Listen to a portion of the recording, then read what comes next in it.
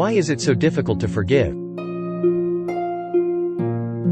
This is just one of the questions that we will reflect on today's Gospel.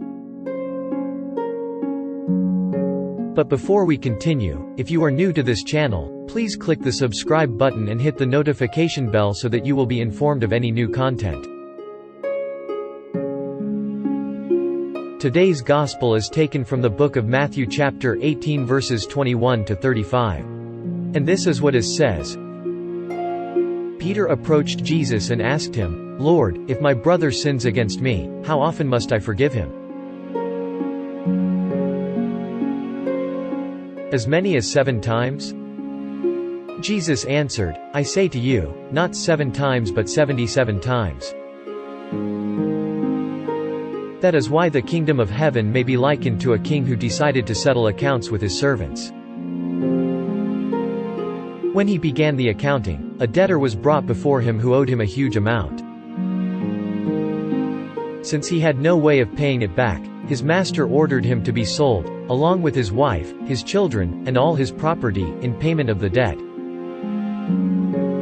At that, the servant fell down, did him homage, and said, 'Be patient with me, and I will pay you back in full.' Moved with compassion, the master of that servant let him go and forgave him the loan. When that servant had left, he found one of his fellow servants who owed him a much smaller amount. He seized him and started to choke him, demanding, 'Pay back what you owe.' Falling to his knees, his fellow servant begged him, 'Be patient with me, and I will pay you back.' But he refused. Instead, he had him put in prison until he paid back the debt. Now when his fellow servants saw what had happened, they were deeply disturbed, and went to their master and reported the whole affair. His master summoned him and said to him, 'You wicked servant! I forgave you your entire debt because you begged me to. Should you not have had pity on your fellow servant, as I had pity on you?'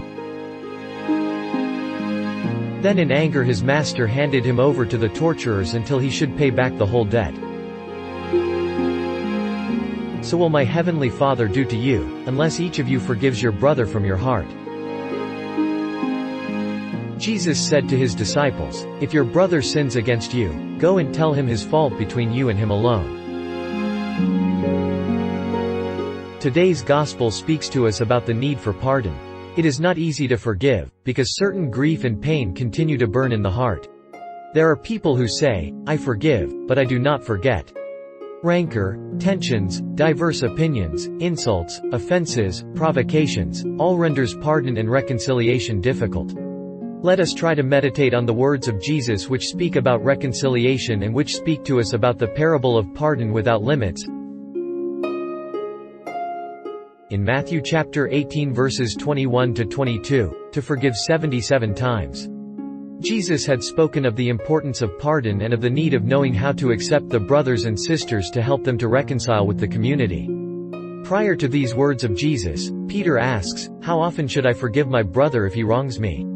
As often as 7 times? Number 7 indicates perfection. In this case, it was synonymous with always. Jesus goes far beyond Peter's proposal. He eliminates any possibility of limitation to pardon. Not 7, I tell you, but 77 times. That is, 70 times always. There is no proportion between the pardon which we receive from God and the pardon which we should offer to our brother or sister, as the parable of pardon without limit teaches us. The expression 77 times was a clear reference to the words of Lamech, who said, "I killed a man for wounding me, a boy for striking me." 7-fold vengeance for Cain but 77-fold for Lamech. Jesus wants to invert the spiral of violence which entered the world because of the disobedience of Adam and Eve, because of the killing of Abel by Cain, and for the vengeance of Lamech. When uncontrolled violence invades life, everything goes wrong and life disintegrates. In Matthew chapter 18 verses 23 to 35, the parable of pardon without limits. The denarii was the coin in daily use at the time. 1 talent equaled 3,000 shekel or 6,000 denarii. Thus, the debt of 10,000 talents was approximately 60 million denarii. There is no comparison between the two. Even if the debtor together with his wife and children set to work their whole life, they would never be capable of earning this much.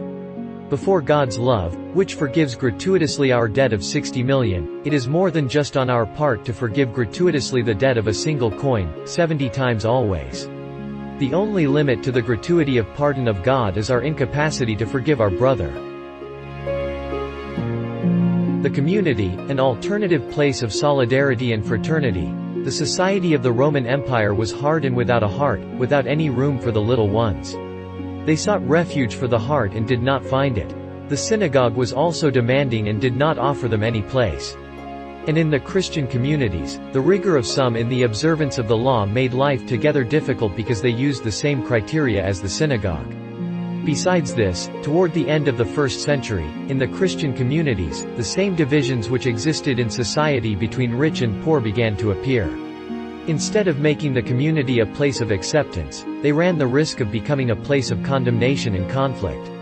Matthew wants to enlighten the communities, so that these may be an alternative space of solidarity and of fraternity. They should be good news for the poor. For our reflection, how do we accomplish reconciliation in our community? What is the best way to approach forgiveness and forgetting while still protecting the vulnerable in our care or in our community? Before we end, let me share with you the one big message of this reflection. The weak can never forgive. Forgiveness is the attribute of the strong. Forgive others because God has forgiven you. And with this, may God be praised.